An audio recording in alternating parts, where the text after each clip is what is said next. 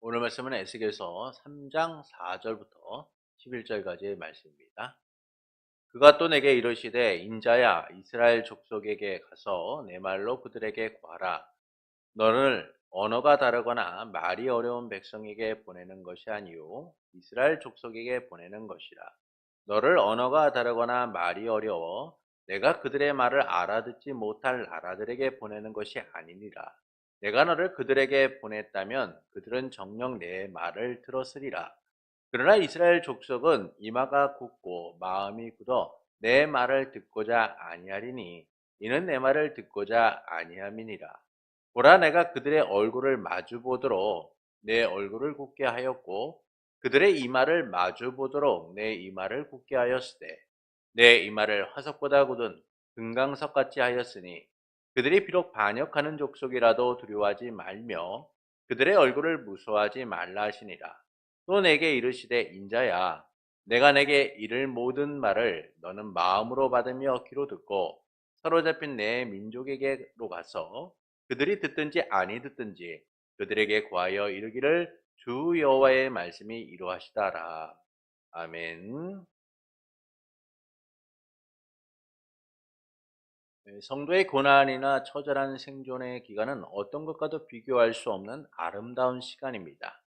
그래서 주님은 우리의 날들이 아름답도록 찬란한 영광으로 이끄실 겁니다.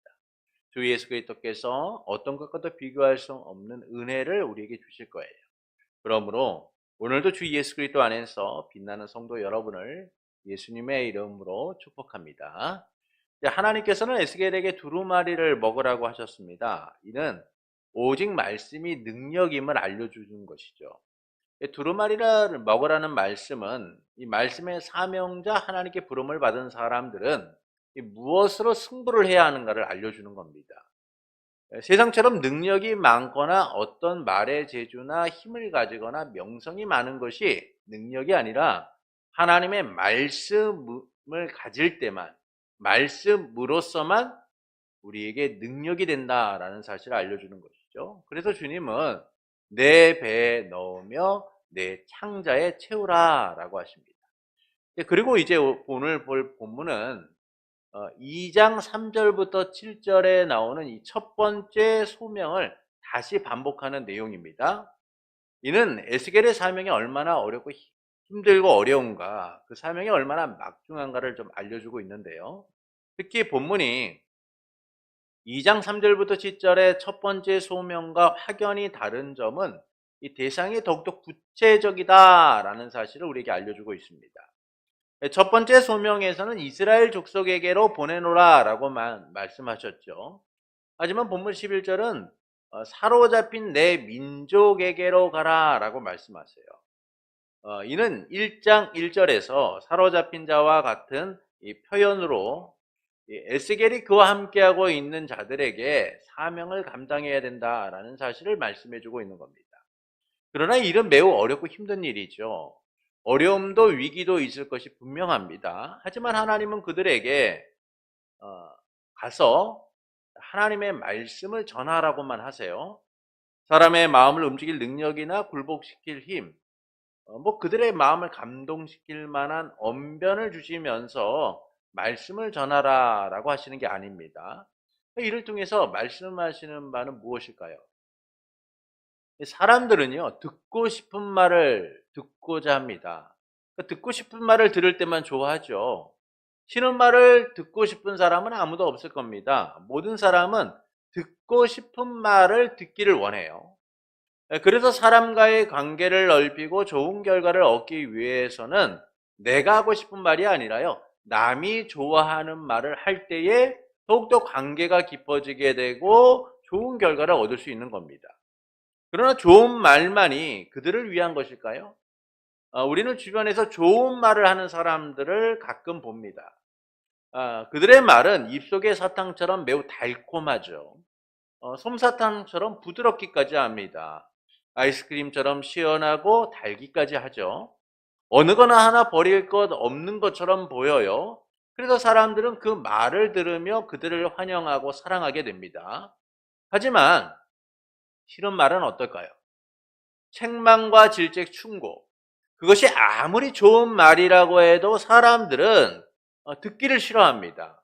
그래서 관계가 어려워지게 되고 때로는 사람들로부터 미움을 받기까지 하죠. 왜냐하면 사람들은 굳이 그런 말들을 들으려고 하지 않기 때문이에요. 왜 내게 이런 말을 하느냐며 감정을 드러내고 얼굴을 붉히고 언성을 높이는 것이 사람들의 모습인 거죠. 그래서 사람들은 좋은 말을 귀에는 담지만 싫은 말은 철저하게 거부하게 됩니다. 사도행전 5장에 보면은 이 사도들이요, 대제사장들에게 끌려가서 신문을 받는 내용이 나옵니다.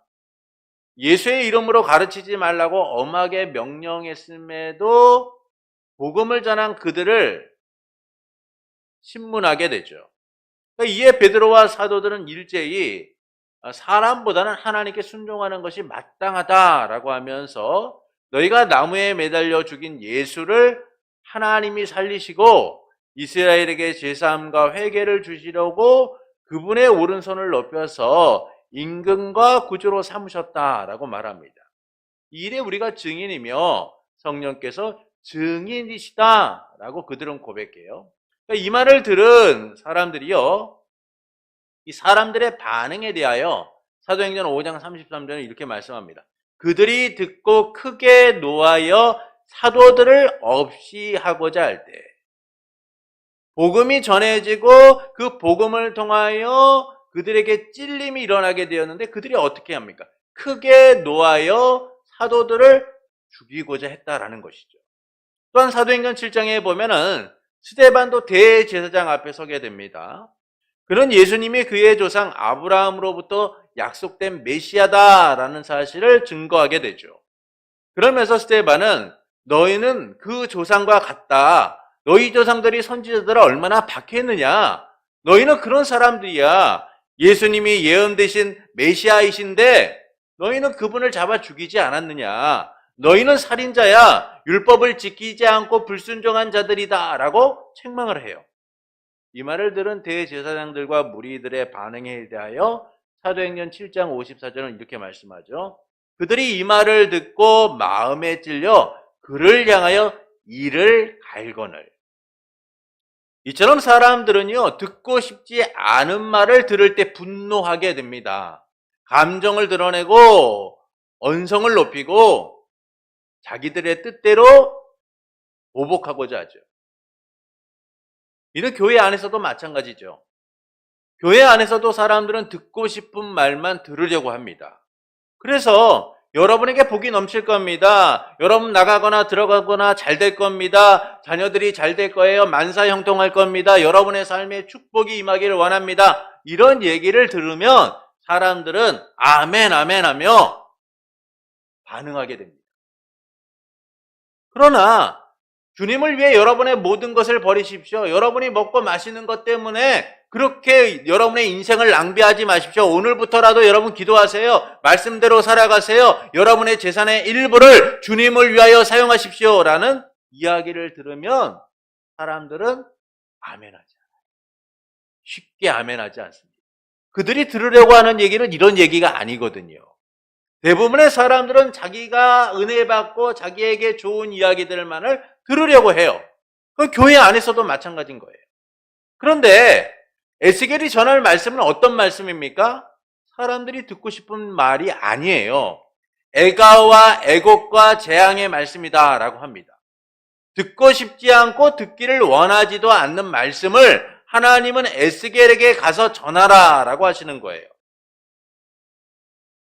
내가 하고 싶은 말이 아니라 남들이 듣고 싶은 말을 해야지 환영을 받는데 하나님은 그들이 듣기 싫어하는 그 말을 가서 전하라 라고 하시는 겁니다. 듣든지 아니 듣든지 하나님이 이렇게 말씀하셨다라고 하면서 전하라고 하는 것이죠. 이를 통해서 말씀하시는 바는 무엇일까요? 하나님 말씀의 바른 선포가 얼마나 중요한가를 우리에게 알려주고 있는 거예요. 하나님의 말씀은 바르게 선포되어야 된다라는 사실을 알려주는 겁니다. 본문 4절에서 가서 내 말로 그들에게 구하라 라고 하세요. 여기서 내 말은 복수형이에요. 내 말씀들로 전하라는 거예요. 이것은 말씀의 풍성함과 충만함을 이야기하는 것으로서 하나님의 말씀이 온전히 전해져야 된다는 사실을 이야기해주고 있는 거예요. 가뭄에 콩나듯 말씀이 전해지는 것이 아니라 말씀이 풍성하게 부유하게 충만하게 전해져야 된다는 겁니다. 자기의 생각과 의견과 견해를 따라서 말하지 말고 하나님의 말씀의 그 풍성함과 충만함을 전해야 된다라고 말씀하고 있는 것이죠. 이를 통해 하나님이 말씀하시는 게 뭐예요?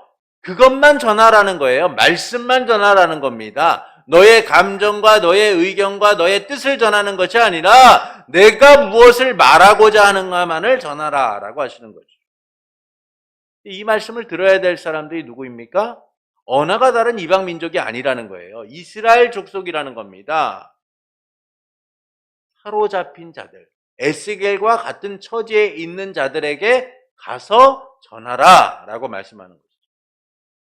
우리가 생각하기에는 일단 말이 통하니까 전달에는 문제가 없잖아요. 뭐 사회적으로나 문화적으로나 또는 관계 속에서 유대감이 있기 때문에 전하는 것이 별 문제가 되지 않을 것처럼 그렇게 생각이 됩니다.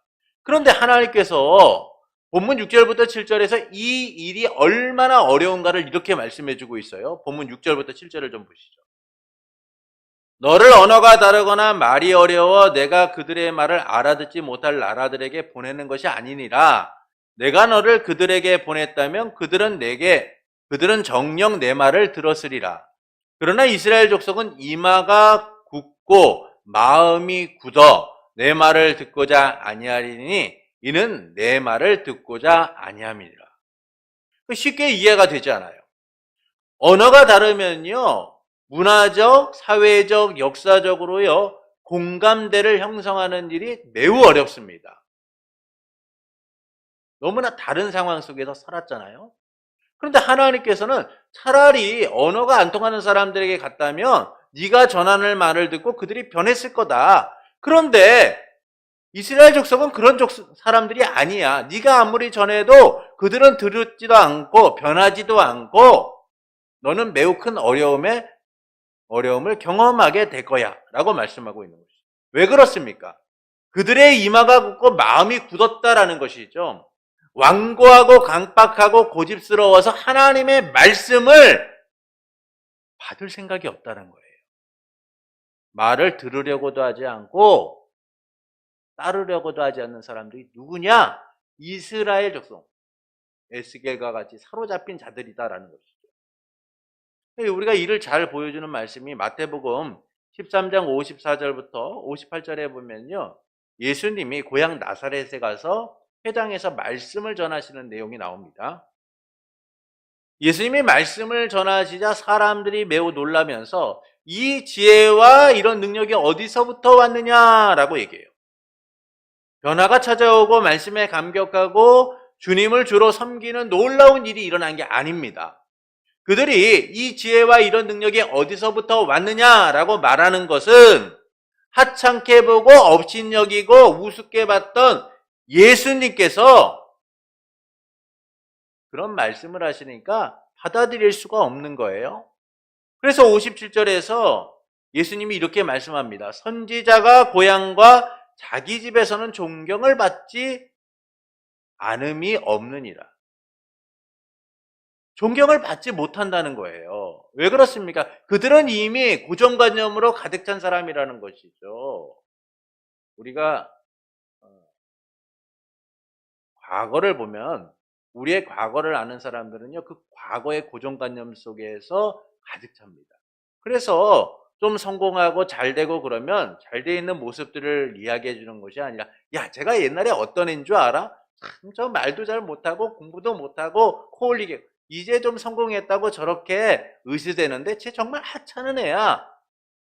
사람들은요, 지금 우리의 현재의 모습을 통하여서 칭찬하고 격려하고 위로하는 것이 아니라 과거의 우리의 모습들을 끄집어와서 그 고정관념 속에서 해석하려고 한다는 것이죠.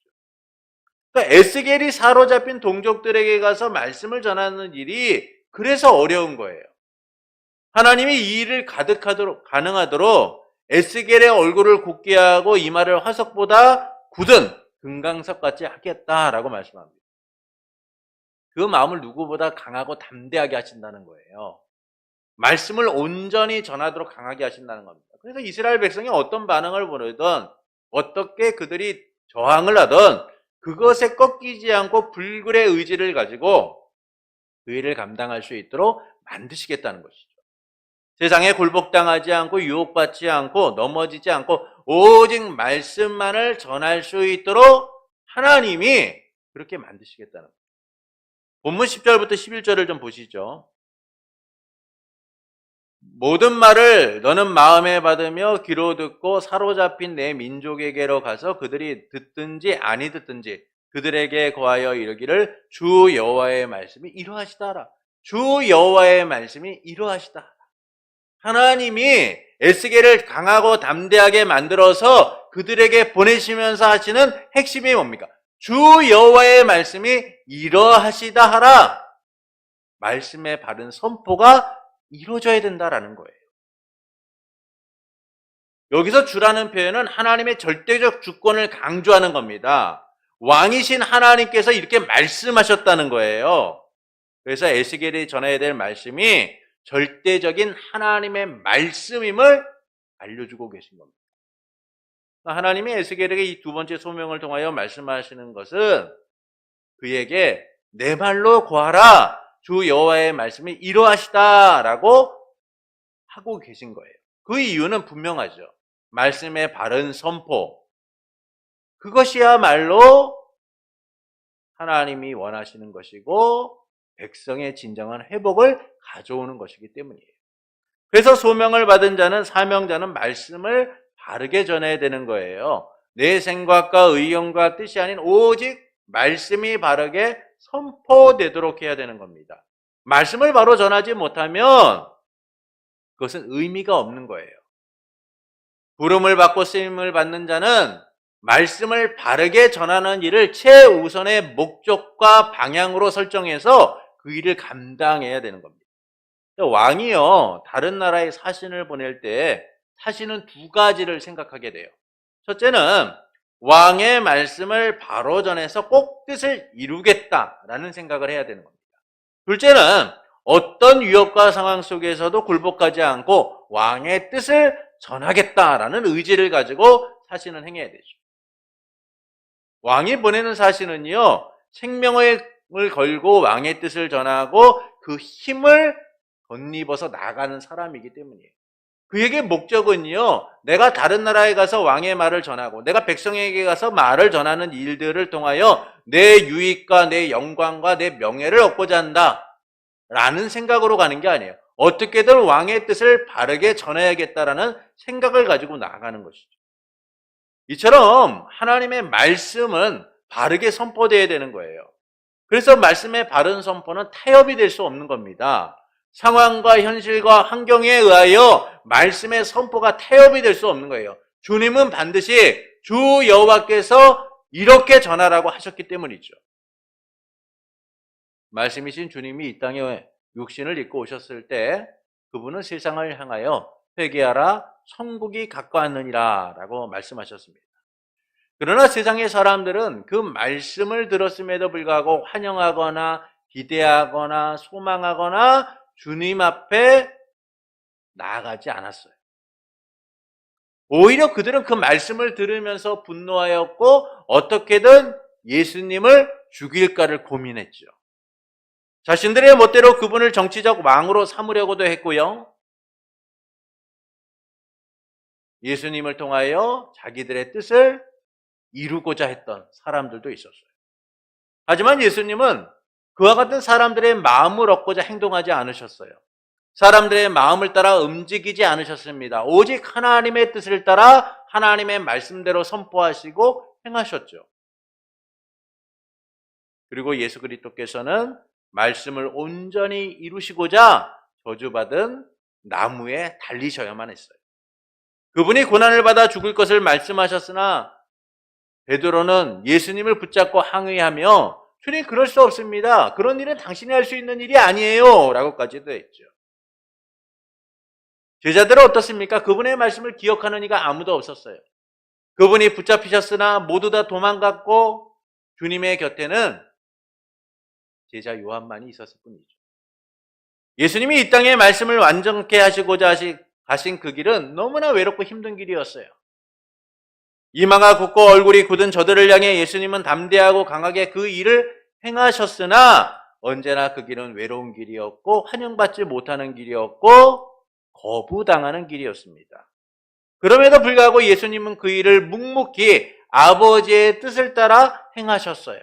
그리고 십자가에서 다 이루었다 하시며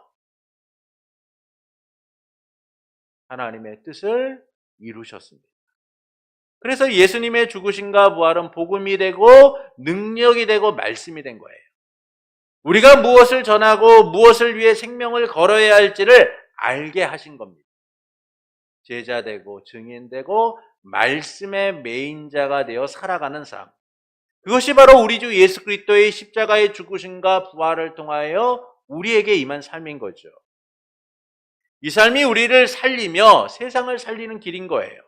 하나님 백성을 구원하는 길이고 하나님의 나라와 그 의를 위하여 살아가는 삶인 겁니다.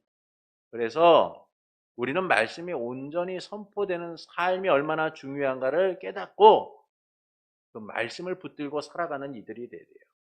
이 일이 가능하도록 에스겔을 굳게 하신 하나님이 우리를 도우시는 거예요. 성령을 보내주신 예수님이 사명을 감당할 수 있도록 함께 하시는 겁니다. 내주하시는 성령께서 우리를 통해 역사하시는 거죠. 복음이 전해지는 곳, 말씀이 바른 선포가 일어나는 곳, 그곳에 하나님의 일꾼으로서 증인으로서 우리가 그 일을 감당하도록 하시는 거예요. 그래서 우리는 주님의 말씀을 붙들고 살아가는 자체만으로도 너무나 복된 사람들인 것이죠. 그래서 사람들이 듣든지 아니 듣든지 말씀을 전해야 하는 거예요. 말씀이 바르게 선포되도록 해야 되는 겁니다. 그때 하나님의 역사는 우리를 통해 나타나게 되는 거예요. 하나님의 일하심을 우리는 보게 되는 겁니다. 이를 통해서 하나님께서는 우리가 어떻게 살아가기를 원하실까요?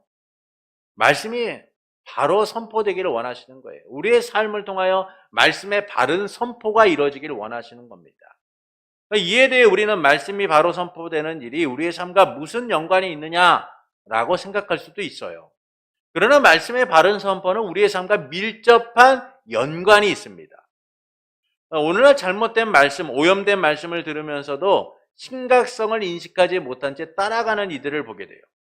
일로 인해 그들은 잘못된 길로 가고 넘어지는 삶을 살아가게 됩니다.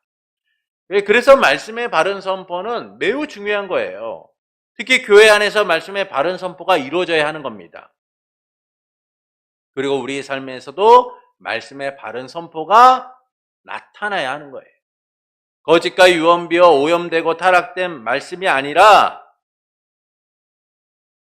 하나님의 바른 말씀이 선포되어야 하는 것이죠. 오늘날 우리는 정치적인 이유로 강단이 오염되거나 잘못된 신앙으로 강단이 오염된 그런 안타까운 모습들을 보기도 해요.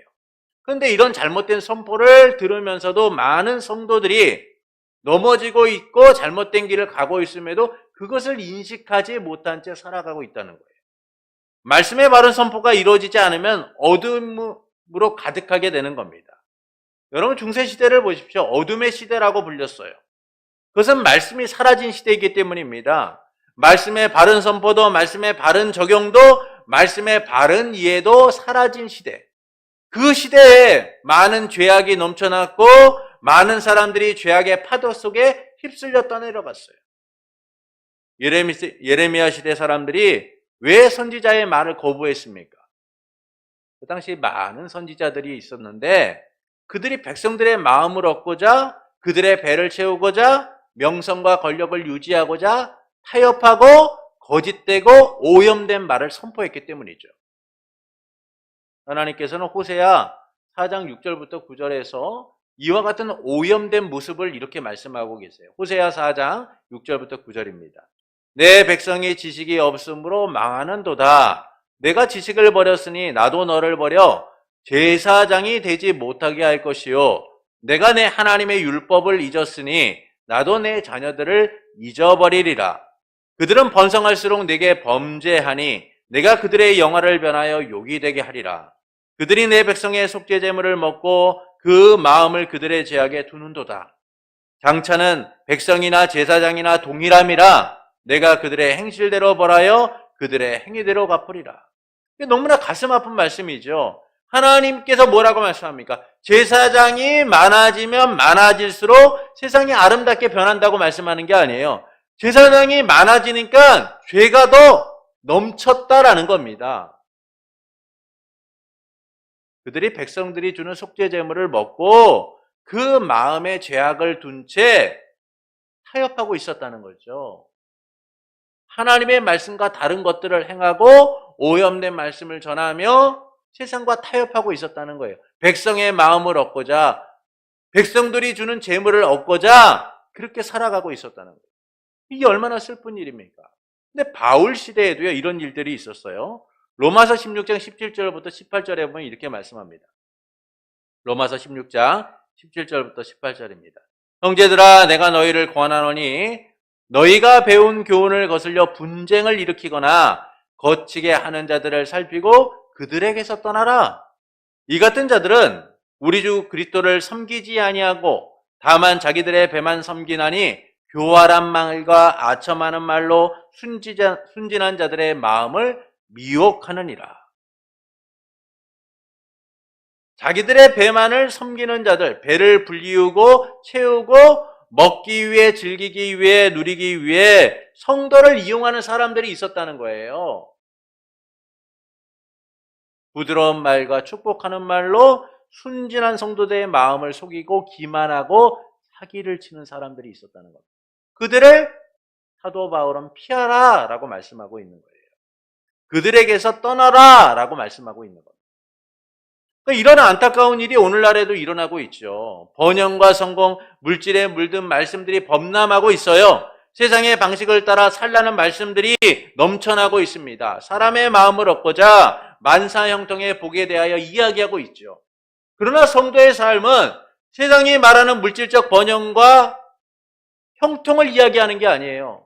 성도의 삶은 자기 부인과 자기 십자가의 삶인 거예요. 주와 함께 죽고 주와 함께 살아 고난의 삶을, 위기의 삶을 믿음으로 살아가는 거예요. 복을 받기 위해, 좋은 말을 듣기 위해, 책임보다 권리를 누리기 위해 살아가는 게 아닙니다. 그럼에도 불구하고 성도들의 마음과 하나 된 이 말씀의 변질이 가져온 참상은요, 비참할 정도예요. 영혼이 병들어요. 사망의 길을 가고 있죠. 죽어가고 있는 것도 느끼지 못한 채 병들어가고 있는 거예요. 주 여호와의 말씀이 이러하시다라 라는 놀라운 선포가 사라져가고 있어요. 인간의 철학과 문학과 심리와 경제 등 다양한 이야기가 이 강단을 차지하고 있어요. 마치 그것이 탁월하고 똑똑하고 대단한 것처럼 사람들은 생각하죠. 아, 우리 목사님 유식하거나 책도 많이 보시구나. 아, 정말 수준이 높구나. 사람들의 마음을 얻고자, 사람들에게 이야기하고자 그런 모습들이 넘쳐나고 있어요. 근데 이건 모두가 죽음의 길로 가고 있는 거예요. 알지 못한 채 잘못된 인도함을 받고 있는 것이죠. 저 낭떠러지를 향해 함께 가고 있음에도 불구하고 그것이 낭떠러지인지 모른 채 가고 있을 뿐이에요. 인간의 범죄는요, 하나님의 말씀이 바르게 선포되지 않을 때, 말씀이 왜곡되고 변질될 때 찾아왔어요. 그래서 성경은 곳곳에서 인간의 생각과 사상과 현실과 문제와 상황에 대하여 말씀이 변화되어서는 안 된다라고 말씀하고 있어요. 언제나 변함없이 주 여호와의 말씀이 이러하시다라. 여호와께서 이와 같이 말씀하셨다라고 선언하고 있죠. 말씀의 바른 선포가 이루어질 때만 성도도 교회도요, 목회자도 함께 살아가는 거예요. 사람의 마음을 얻고자 하는 선포, 사람이 듣고자 하는 선포가 아니라 하나님의 말씀이 이러하시다라고 바르게 선포될 때만 지금 우리가 힘들고 어렵게 살아가는 것 같지만 진정한 살아있는 길을 향해 나아갈 수 있게 되는 겁니다. 때론 가슴이 찢어지고 고통이 와도 들어야 하는 이야기, 마음이 아프고 상처가 아물지 않아도 가슴에 담아야 되는 이야기, 낮아지고 가난해져도 꼭 가져야만 하는 이야기, 그 이야기가 바로 하나님의 말씀인 거예요. 하나님의 말씀이 바르게 선포되는 교회와 성도가 되어야 하는 겁니다. 그런데도 일부에서는 말씀의 오염이 심각하죠. 강단의 오염이 심각해요. 말씀에 변질되고 사명자가 사라져가는 안타까운 모습들을 봐요. 일부의 이야기지만 그 심각성은 매우 큽니다. 그래서 우리는 말씀의 바른 선포가 이루어지도록 기도해야 되는 거예요. 말씀의 사역자가 바로 서도록 기도해야 되고, 내 자신이 말씀을 바르게 받도록 기도해야 되고, 말씀을 바르게 선포되는 삶이 되도록 기도해야 되는 거예요. 우리의 가슴을 치고 기도해야 되는 겁니다. 하나님의 말씀이 바르게 선포되기를, 목회자가 말씀을 바르게 전할 수 있도록, 말씀을 받는 우리가 그 말씀을 따라 살아갈 수 있도록 기도해야 되는 거예요. 여러분, 말씀의 바른 선포가 사라지는 것은 첫째는 목회자의 문제예요. 바르게 전하지 않을 때 문제가 생기는 거예요. 둘째는 성도의 문제예요. 그 말씀을 제대로 받지 않기 때문에. 어떤 상황이나 환경든 문제든 하나님의 말씀은 바르게 전해져야 돼요. 그래서 목회자는 언제나 하나님의 말씀이 이러하시다라고 선언할 수 있어야 되는 겁니다. 또한 성도는 잘못된 가르침을 배척하고 배격하고 하나님의 말씀이 옳은가 그른가를 분별하여 바르게 받을 수 있어야 돼요. 베레아 교회에 있는 사람들이 간절한 마음으로 말씀을 받고 이것이 그러한가 아닌가를 날마다 상고했던 것처럼 우리도 그렇게 해야 돼요. 그래서 거짓과 위선, 다른 복음, 솜사탕과 같은 복음이 우리의 삶에 자리 잡지 않도록 그렇게 살아가야 돼요. 예수님의 죽으심과 부활을 통해 이루신 놀라운 구원을 바르게 선포할 수 있어야 되는 겁니다. 그러므로 말씀의 바른 선포를 위해 기도하는 성도가 되는 것은 어떨까요? 우리 교회와 성도와 그리고 우리 자신이 바르게 말씀을 먹고 전할 수 있도록 기도하는 성도가 되는 것은 어떨까요? 사랑하는 성도 여러분, 하나님은 에스겔에게 말씀으로 충만하여 가감없이 더하거나 빼지 말고 하나님의 말씀을 전하라고 하세요. 이는 하나님의 말씀의 바른 선포가 얼마나 중요한가를 알려주고 있는 것이죠. 그래서 주님은 패역한 이스라엘 백성에게 가서 듣든지 아니 듣든지 하나님이 전하신 대로 말씀하신 대로 전하라 라고 하십니다. 주 여호와의 말씀이 이러하시다 하라. 이는 에스겔이 전해야 될 말씀이 절대적인 하나님의 말씀이다라는 사실을 알려주는 거예요. 인간의 감정과 생각과 의지를 따라 변화시킬 수 있는 것이 아니라 하나님이 말씀하신 대로 바르게 전해야 될 사명이 있다라는 겁니다. 그래서 하나님은 에스겔에게 두 번째 소명에 대하여 말씀하시면서 내 말로 구하라. 주 여호와의 말씀이 이러하시다라고 분명하게 말씀의 바른 선포를 명령하고 계신 거죠. 그리고 우리 주 예수 그리스도께서는 배역한 이 땅에 오셔서 하나님의 말씀을 바르게 선포하심을 통하여 십자가의 죽으심과 부활을 통해 그 말씀을 이루셨습니다. 그리고 우리를 증인의 삶으로 초대하여 그 삶을 살아가도록 명령하셨죠. 이를 통해 하나님께서는 우리가 어떻게 살기를 원하실까요? 말씀의 바른 선포자가 되기를 원하시는 거예요. 말씀의 바른 선포가 이루어질 때 모두가 살기 때문인 겁니다. 때론 그 말씀이 아프고 힘들어도요, 이겨내야 돼요. 때론 내 의지와 뜻과 달라도 그 말씀을 바르게 선포하고자 결단해야 되는 거예요. 때론 상처가 나고 곱는 것 같아도 그 말씀을 붙들고 살아가야 되는 겁니다. 그때 우리는 비로소 살아있음을 누리게 되는 거예요. 그래서 우리는 주 여호와의 말씀이 이러하시다 라는 말씀의 바른 선포가 이루어지도록 기도해야 하는 겁니다. 강단이 변질되고 말씀이 오염된 현실에 침묵하고 외면해서는 안 되는 거예요. 그들과 같은 편이 되어서 동참해서는 안 되는 겁니다. 말씀이 바르게 선포되도록 기도해야 되는 거예요. 교회와 목회자와 성도들이 말씀을 바르게 받고 바르게 선포할 수 있도록 기도해야 되는 겁니다. 말씀의 바른 선포야말로 우리가 사는 일이기 때문이에요. 여러분, 약은 언제나 씁니다. 아이들이 어릴 때 약을 먹이는 게 참 힘들어요. 그래서 억지로 먹이기 위하여 얼마나 많은 애를 쓰게 됩니까? 서로가 힘들잖아요. 그런데 쓰지만 억지로라도 먹여야 되는 이유는 그래야지만 살기 때문인 거예요. 그래야지만 살기 때문인 겁니다. 하나님의 말씀의 바른 선포는 약과 같은 거예요. 그래서 먹어야만 하는 거예요. 받아야만 하는 겁니다. 감당해야 하는 거예요. 때론 쓰고, 때로는 힘들고, 때로는 받기 싫지만 말씀을 바르게 받을 때에 비로소 우리가 영적 건강을 회복하게 되는 거죠.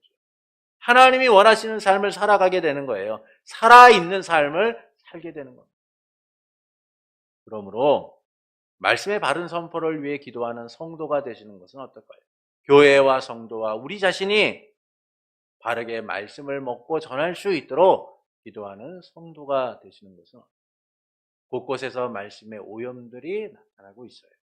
그러나 우리가 말씀을 바르게 선포하기를 기도하고 또한 소망하게 될 때 말씀의 바른 선포가 이루어지는 교회, 말씀의 바른 선포를 기쁘게 받는 성도, 말씀의 바른 적용들이 일어나는 삶을 누리게 될 겁니다. 그러므로 언제나 말씀의 바른 선포를 위해 기도하길 힘쓰는 성도 여러분에게 말씀하시고 말씀대로 이루시는 삼위일체 하나님으로 인하여 말씀이 능력이 되고 삶이 되어 살아있음을 날마다 누리는 성도가 되기를 예수님의 이름으로 축원합니다.